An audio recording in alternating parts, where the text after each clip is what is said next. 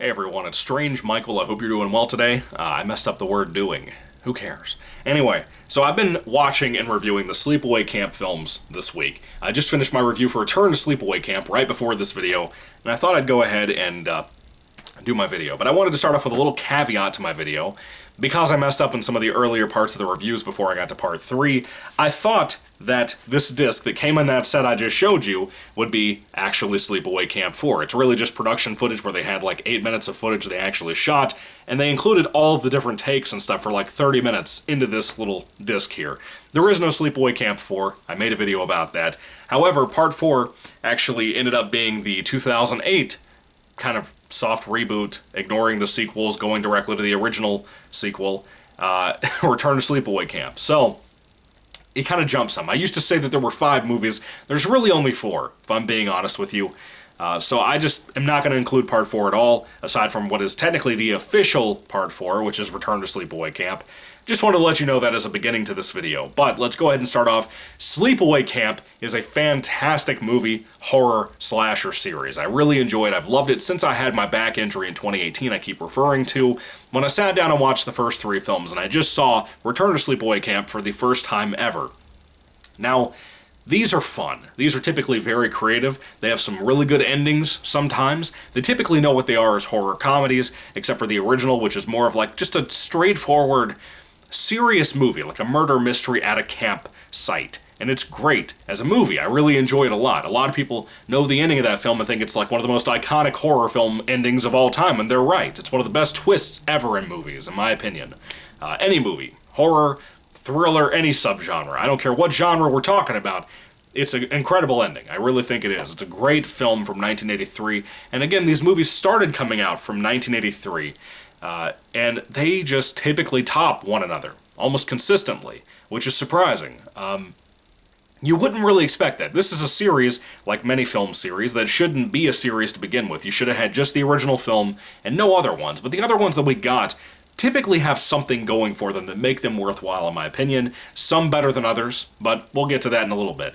But here is my ranking for the 4 Sleepaway Camp films that actually exist, not including Part 4, The Survivor, that does not exist. Anyway, bottom of the barrel here, number 4 on my list, is the newest film, 2008's Return to Sleepaway Camp. The original director came back to write and direct this when he got the rights back, I assume. And it's kind of a mess. I didn't hate the movie. I think it's a little bit better than people give it credit for, but it's really not better by much. It's very kind of bland. It has a lot of bad shit in here, just stuff that really kind of draws it into, again, the bottom of the barrel. One of the biggest things I think was a giant mistake was the main character of the film we follow, a kid named Alan, who is what I call, again, like I said in my review, a professional victim. He is somebody who is going to beat up other people, bully other people, and then cry because they, fight him back or punch him in the face or something.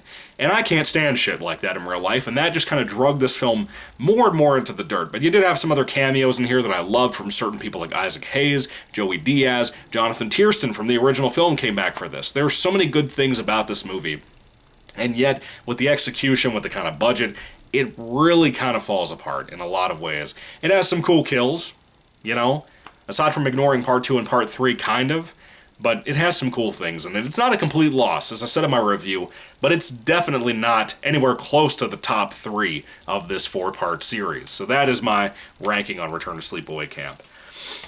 Number 3 on my list. This one's probably kind of obvious. I need to stop doing this in my reviews where I talk about this film being better than the previous movie, but it's kind of unavoidable, and I hope that it opens up some kind of surprise, even if it probably doesn't, about what I will eventually have as a ranking video at the end of a series that I'm reviewing. This time around, I think I already kind of showed my hand a little bit. This part 3, number 3 on my list, is going to be Sleepaway Camp 2, Unhappy Campers. Sleepaway Camp 2, again, these sequels shouldn't have happened. I really don't think they should have. They don't come to the amazing quality of the original film, but they come pretty close. And 2 has some great kills, some great murders. I really like a lot of the things in here. I think it has a lot going for it. Pamela Springsteen in here playing Angela. She's really good. She's way better in Part 3, but she's really good here. I really like her a lot. The camp environment is good. I like all of those things. I think a lot of it really succeeds. The special effects, the practical effects, whatever you'd like to call them at that time, were great. They look great. The kills and stuff look fantastic for the most part. It has some really nice stuff in here. But, and like the references to, you know, Jason and Freddy, and there's a Leatherface throwback in here somewhere too. I like that as well. The film has a lot to offer. It has some good things, and it's kind of overlooked and ignored because of the really lame-ass cover we got for this film, as nice as this chick looks, and the Jason and Freddy throwback is nice on the cover, but it looks like low-rent trash, basically. And so it's a little bit of a mixed bag. The film itself is a little bit of a mixed bag, but not by much. I thought it was a pretty solid sequel, and I've only seen it twice now, so I'm really glad I bought this box set that came with 1, 2, 3, and that production footage, because 2 and 3 are hard to get your hands on anyway, on physical media, like VHS, DVD, Blu-ray, any of it. It's really hard to get your hands on these now, but I managed to get my hands on this set, and they came with those, and I really liked 2 and 3 enough that I wanted the set. So, Sleepaway Camp 2 is number 3 on my list. And then we have my number 2 spot. This will probably be pretty obvious because of my review and how positive it was for it. I think that the second best film in the series is Sleepaway Camp 3. Teenage Wasteland. I was trying to remember the title. But Teenage Wasteland, right there, by my finger. Teenage Wasteland is quite a fun film. I really like the concept for it. Maybe there could have been some better execution. I think for sure the biggest shame about the film was the fact that the kills are kind of cutaway kills constantly. As a slasher film, it has some fun, creative things in it. Pamela Springsteen comes back to play Angela again. She's phenomenal. I really love her. I think she's fantastic in this film compared to Part 2. They really did a better job with her. This time around, there's a camp that are kind of doing like a reality TV thing without the TV. They're bringing in kids from rich lifestyles and people from poorer lifestyles, kids from poor lifestyles, and putting them in a camping situation with 3 different groups. And as Angela gets irritated with the other people, she'll kill that group and then move on to the next group and claim that she was supposed to switch out with somebody from that group to go to another group.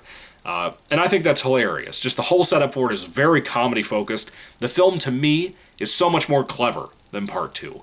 Even if the kills are kind of lackluster, even if the kills are almost non-existent when it comes to how effective they can be, how fun they can be, they're still kind of creative, and the film's writing and jokes are a lot more creative and clever than Part 2. So I think it works a lot. To me, it is the second best in the entire series.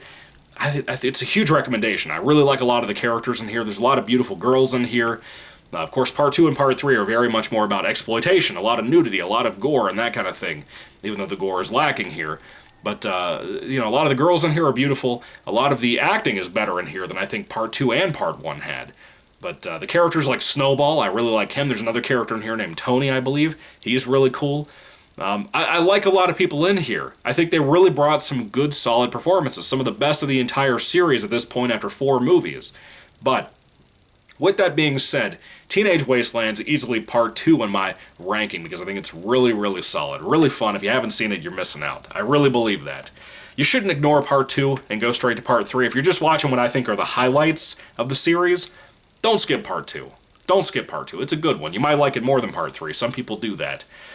Moving along to my number 1 pick. I have 2 copies of this, as a matter of fact. That is the OG 1983 film, Sleepaway Camp. What a classic, man. What a classic cover here. What a classic cover here for the Blu-ray release from Scream Factory years ago.